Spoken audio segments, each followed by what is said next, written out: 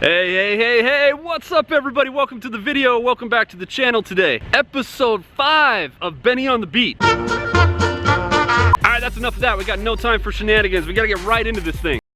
So today, we've got a special guest. I want to introduce you guys to an old acquaintance of mine. Some might even say an old nemesis of mine. Hello there. Behind me is the original, the one and only, the infamous Chevy Impala. My first Chevy Impala. This is not the one that I've had for the last few videos, last few months. This is the original. This is the one that was in our video about the police car tour where I show you guys how to use the lights and siren. Yeah, this video right here. We got vlogception going on now. This is the one, of course, that was down and out for the count. Nobody could figure out what was wrong with this car for months. They tore it apart from top to bottom. So they actually just recently finished, they think, repairing it, and they're gonna put it back on the line for another officer. But my car is now down getting some stuff done. So I needed a car in the meantime, and my fleet manager thought it was ironic and maybe fateful that this one was available, and he gave it to me to use until they fixed the other one. Now I know right off the bat, everyone's going to assume they know why my car is down getting something done to it.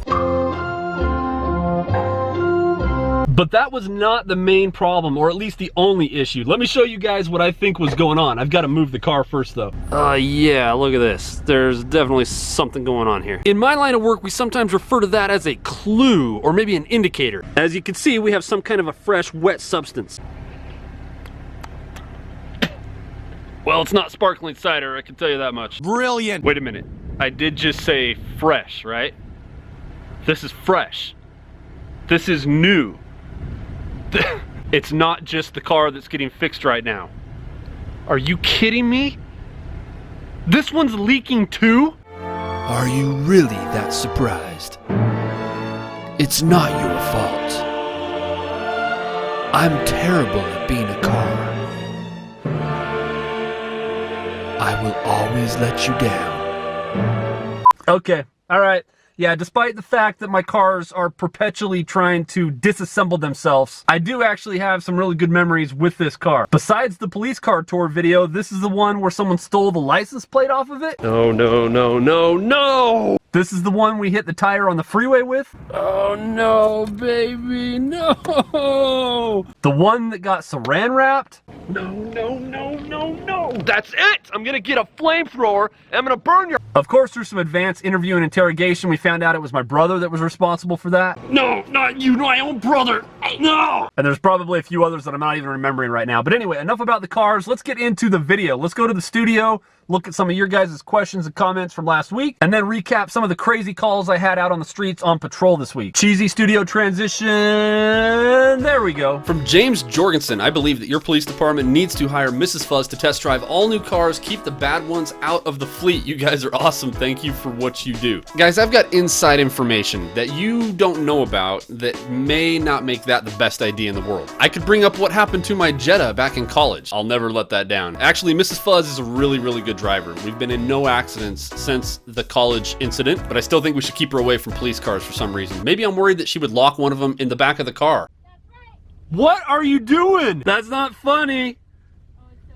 Mike McInnes, hey Ben, when dispatch gives you a call, do you have any way to take yourself off the call? Like when Mrs. Fuzz goes on another crime spree. The punches keep coming on Mrs. Fuzz. We're not letting up. So yeah, Mike, with the computer system that we have, the program that we use in our cars, I have the ability to clear off a call on my computer. I can press a button and show that I've arrived on a call. I can press a button and show that I've cleared off of a call if I'm a backing officer. If I'm the primary officer, I just have to add in some what we call NCIC codes to classify the call with whatever it was and indicate whether or not we did a report, and then I can clear off of it. One God, you got a new subscriber from Dubai. Are you kidding me? Where the big tower is, and the sand, and the palms, and the gold vending machine. I would love to go to Dubai. So thank you for subscribing, and welcome to the FuzzFam. That's awesome. James P, loving these virtual ride-alongs, Fuzz. I am waiting for the totally real tree to make a return in future episodes. You know, I miss the bonsai tree too. Let's bring it back. Oh, there it is. How are you? Okay, that's better. I missed you, baby. I missed you. I love the most real bonsai tree in all the world. All right, maybe just a couple more for this week. Colin Fisher, what are your favorite police TV shows and movies? Ooh, you know what? I have really good memories growing up of watching Chips on my grandma's TV when we would go visit her house in Idaho. We didn't have TV, or at least cable or whatever. I don't remember where we grew up, but when we went to her house, I had my favorite shows, and Lost in Space was one of them. And Chips was definitely one of them. I loved watching Chips. I also, of course, watched a little bit of the Andy Griffith Show. Liked that, kinda. It was a little bit old-fashioned for me, but still a good show. When I got older, I enjoyed watching The Third Watch. Some of you probably never even heard of that one. That was, I want to say, in the 90s, The Third Watch. That was kind of a cool show. I also remember enjoying Real Stories from the Highway Patrol. Of course, Cops. I watched a lot of that growing up. Now that I'm thinking about it, I'm remembering some of the Rescue 911. Rescue 911. That's a paramedic firefighter type show. Wanda Detterman worked the night shift at a local factory in Indianapolis, Indiana, to support her 2 sons. Ugh, I feel dirty. Also, for like just a minute, I enjoyed a stupid show called Speeders. I don't even remember which channel it was on, but it was like traffic-based cops. As far as movies go, God, there's a lot of movies. I liked Heat, Training Day, the Police Academy movies. I watched those when I was a kid. I love that Bobcat, God, without looking it up, I'm embarrassed. I don't even know his name. The guy that would talk like the... Did I get that right at all? I feel good. I'll be in there if you need me. Washerman83 Musculi never fails to make me laugh. Yes, the word of the day, the word of the video, sponsored by last week. I've actually been working on trying to get a little more Okay, let's not do that for a few more months at least. Quick question, when you make a traffic stop and you pulled over an officer, are you more inclined to give them a ticket or a warning because they are an officer, or does it depend on the infraction they made? I can tell you from my own experience, I do not write tickets to police officers or their family members in most circumstances. One of the main practical reasons why is we have to work with each other. We have to back each other up on calls. The last thing I want to do is be in a fight with someone and they're backing me up, and it's a guy that I gave a ticket to him or his wife the day before. That's why I personally have the same policy for nurses and doctors. If I get injured and I'm up at their hospital, the last thing I want is them looking at me remembering, oh, this is the guy that stopped me for going through the stop sign. You know what? We're all out of bandages, sorry. I will say also that I have given tickets to officers before. The first time I ever did that was when I was fairly new, and it was a trooper. He had all of his kids in the back of the car, unseatbelted. No seatbelts. Young kids, like under 16 years old. And to this day, I still don't really regret it. I gave him a ticket for having unrestrained children in the car, and I just told him, look, out of all people, as a state trooper, I think you would know better than this, and you would make sure your children were buckled up. And the last question of the day, this one's actually from last week, but I took it, looked at it, and then totally didn't answer it. It was from Daniel O'Brien when he said, when's the last time you had to scream orders? For example, get on the ground.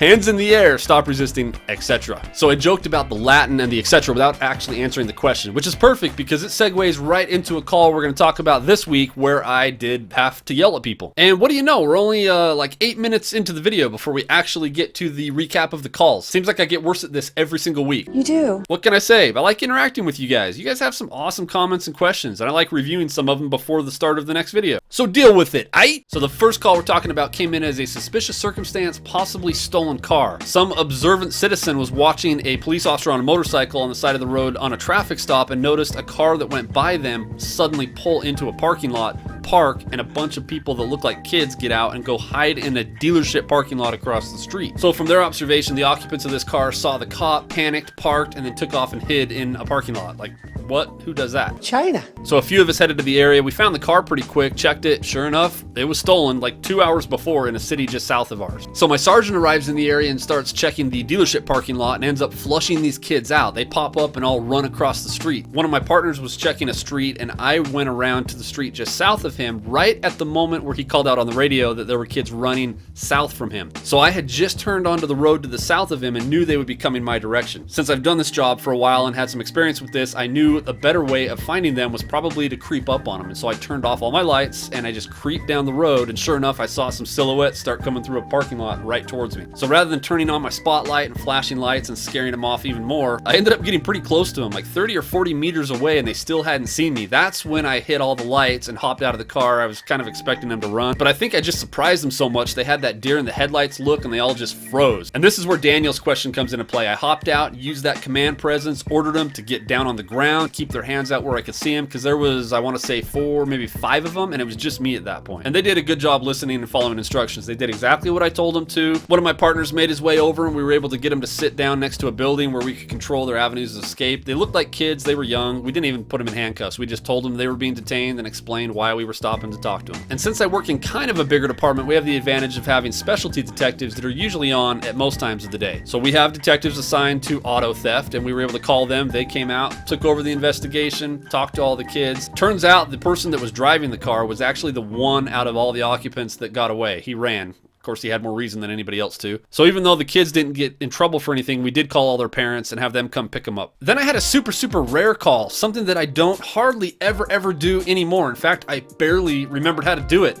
I made a traffic stop.